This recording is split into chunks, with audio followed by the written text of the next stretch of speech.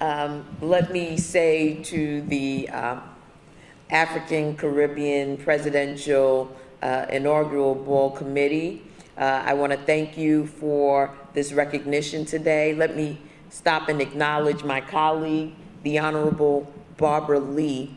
Let me say that when I first came to Washington, D.C., you know, you kind of are trying to find your way, and I would share with the Congresswoman, you know, my transitional challenges and my concerns.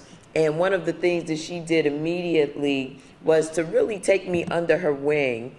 She was elevated to be chairwoman of the Congressional Black Caucus at that time, and had asked whether I would serve on her executive committee as a new member.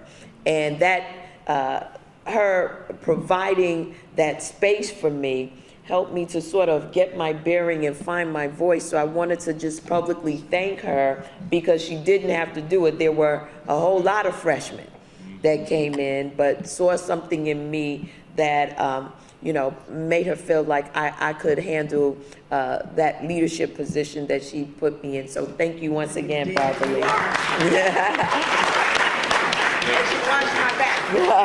That's right. Let me also recognize the Honorable Hazel Rogers of Florida, and of course, Dr. Claire Nelson and her team at ICS. Excuse me, I get mixed up with ICE every now and then, ICE. There's no way to confuse the two, no way to confuse the two. But you, as my colleague, Congresswoman Barbara Lee has said, have been a heartbeat and a pulse for the Caribbean portion of the African diaspora in a very significant and meaningful way here in Washington. You provide for us a portal through which we can discuss, digest, and address the concerns of our people in the diaspora and our relationship to the region from whence many of us hail. And so I want to thank you publicly for your steadfast commitment and unwavering support of this work, because it's not easy. You know, I hear people from the Caribbean lament all the time, oh, we never got federation. Well, working with each individual island is not easy. So we have to take our hat off to Claire, because notwithstanding the lack of federation, she has created a space for all of us to come together to have these conversations. I also want to acknowledge the gentleman who helped present to me this award this evening, and that is the Honorable Bishop Finlater, Orlando Finlater. And you know, you hear his Caribbean accent, but you don't hear the Spanish piece of the Caribbean accent, because Bishop Finlater is, though, you know, is part of our connection to Panama. And there are many of us of Caribbean descent who also are of Central American descent through our connection to the Panama Canal. And Reverend Finlater has been able to use his experience being descendant of the Caribbean to bridge that gap. Oftentimes we hear about the Hispanic population, but never the Afro-descendant Latino.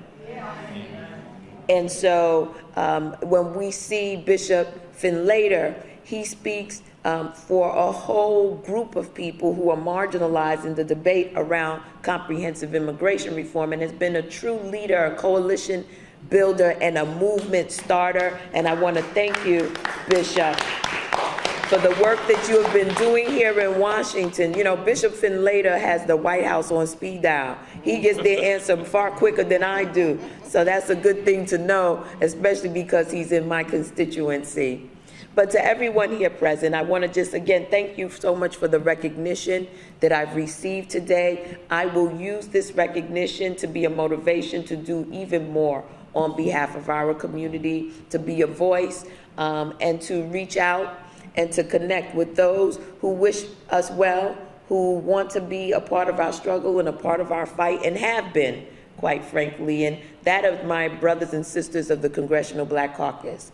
No one has been more steadfast in their focus and their commitment to the Caribbean region than the members of the Congressional Black Caucus. And I want to assure you that as the Senate has passed this legislation for comprehensive immigration reform today, we will stay vigilant. The process has just begun. The House of Representatives will now be looking at that legislation and developing pieces of legislation of its own.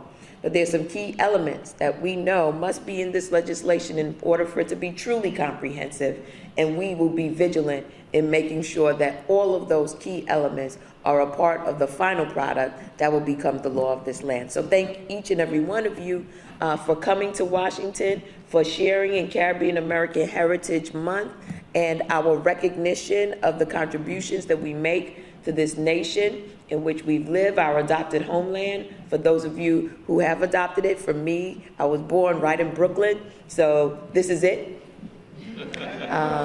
And I want to say, again, much continued success, continue to work together, continue to share the information that you receive being here in Washington with others so that we can build a greater movement. Thank you. Let me say that we must also thank Senator Kirsten Gillibrand, because this is not the House side of the Capitol, this is the Senate side of the Capitol, and were it not for her graciousness, we would not have this room to celebrate with one another. So we want to thank U.S. Senator Kirsten Gillibrand for all that she has done to contribute to our commemoration here today.